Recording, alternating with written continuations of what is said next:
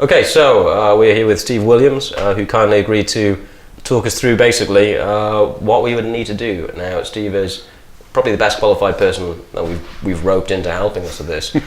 So why don't you tell us what you do, Steve? I'm a strength and conditioning coach at Cardiff University, which basically means we take care of all of our high performance athletes, all of our sports team clubs who compete. So yeah, this is a little bit left field, but I think it's an interesting challenge. But yeah, so training for running a half marathon in a suit of armour.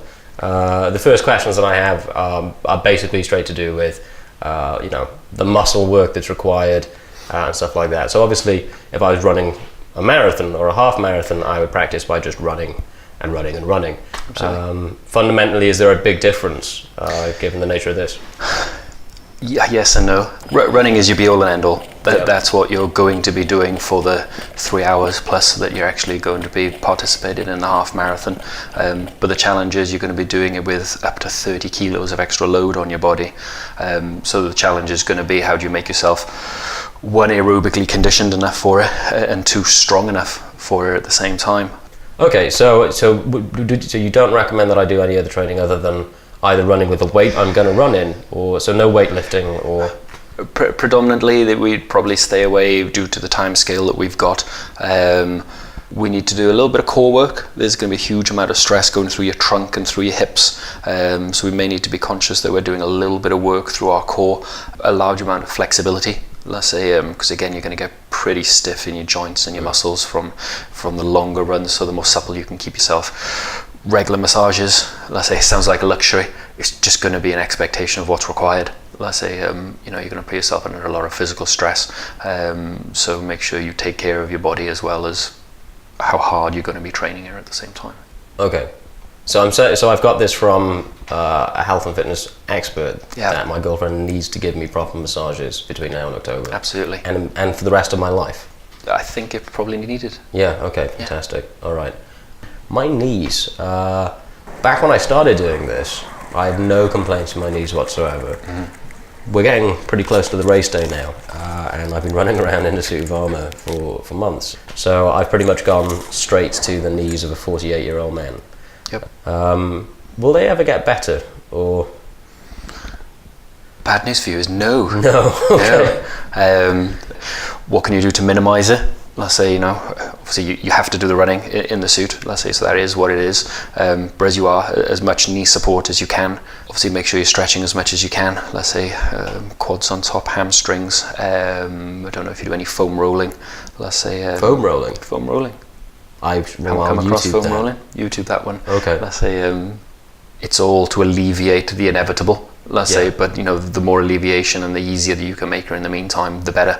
Let's say, but that wear and tear will live with you, let's say, for the rest of your time. Yeah, I kind of figured it would, so that's no great surprise.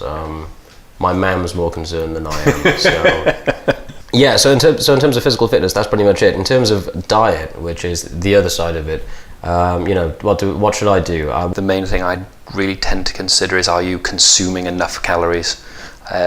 So good news is you can have one or two cheats as you go through the week. Let's say we haven't got to be hugely strict about this. Okay. Let's say, because the amount of calories you're going to be burning through during your workouts are going to be way more than any normal person burns when they're going out for a run. Mm-hmm. Doesn't mean you can go overboard. Let's say, but it just means be sensible, that don't deprive yourself too much, let's say, because we don't want you to lose actual body weight, let's say. So as we're going through these final couple of weeks, make sure that we take enough, or if not a little bit more, on board, because you're going to burn through it no matter what.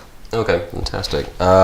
And in terms of like inflammation and so on, drugs, what drugs could I possibly get away with performance enhancing wise? Do I need to approach the Russian Federation about this? Who are the best people to know? Chinese are pretty good at it. Chinese are pretty good. But then again, if you're Russian, you get away with it anyway. Brynol realism. There are a certain amount of things that we would recommend. Yep. Let's say I probably wouldn't take anything during a run, because one thing you'll remember, if you're 2.5 hours into a run, you're massively dehydrated. let's say. Yeah. So putting anything into your system at that time is going to be really hard for your body to break down, and it's going to have a bit of a different effect to what your normal physiological state would be.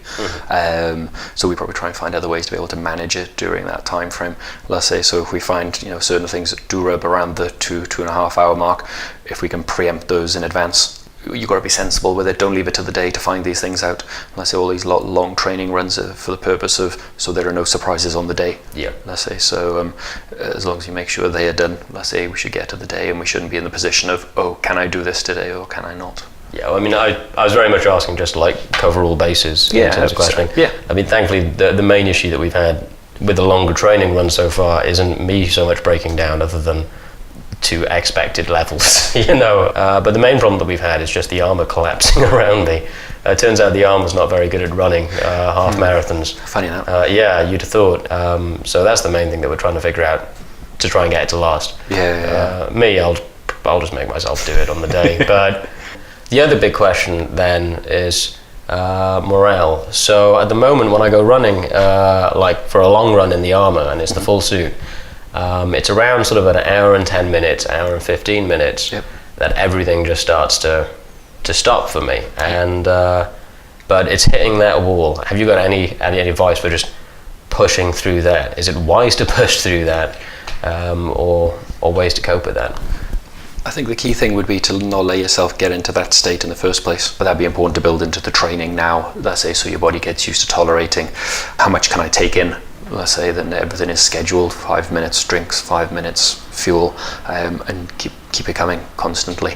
But it will definitely affect the mental aspect you were saying about not being able to do the 6 times table efficiently and being snappy at people. Dehydration is the obvious answer for it. So if we can really emphasize the early phase of the races when we start taking things on board, and obviously before the race. So during it, we're delaying it for as long as we can. It'll hit at some point, let's say, so you're going to have to deal with the realism that it will occur at some point. That's where the support team, let's say in the event of the day, really come into it a little bit to help you get through that.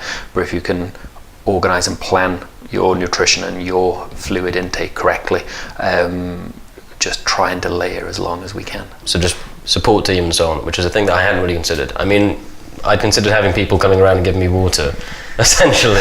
You know, I've got a couple of squires lined up to do that. I'd have much more. Yeah. It's just difficult to keep you company. Let's say people who make you laugh. Let's say people who, you know, just take your mind away from what you're doing. Let's say the more you end up concentrating on running and doing the hard part, the harder it's going to be. Okay. Let's say, so, you know, the more distractions you can do, the better.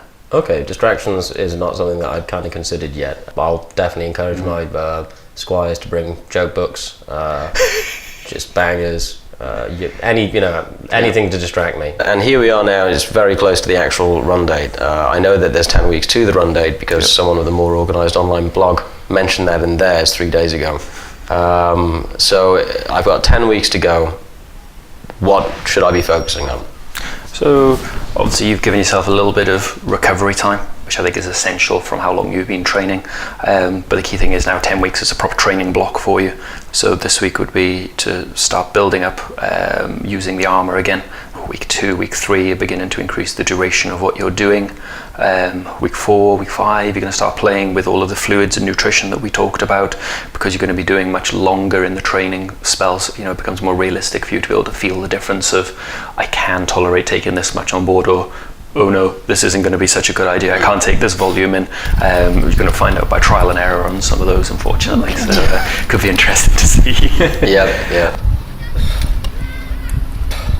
The final 2 weeks before you're beginning to taper down, the run and durations and the weight loading will come off bit by bit during that period, and then in the week leading up to it, let's say it'll be 1, maybe 2 runs at the most. Let's say I try and keep your eating and nutrition as natural as you can. That's why we reduce the training volume during the last week, so your glycogen stores can actually build up naturally during that period of time, because you're not working out and training as much. So where you're eating normally, you're not burning all of that back off, so your glycogen stores are going to be building up all the way until race day. And then on race day then, let's say you're fully loaded, ready to go. Would you ever advise that anybody ever tries to do what I'm doing? No, it's just madness. But most normal people never in their lives consider doing a half marathon. Yeah. But then you always get the clever one who wakes up one day and goes, I'm going to do a half marathon in a suit of armour. Yeah. So, not sure where the inspiration came from. Had a suit of armour, hadn't done a half marathon. It was like that.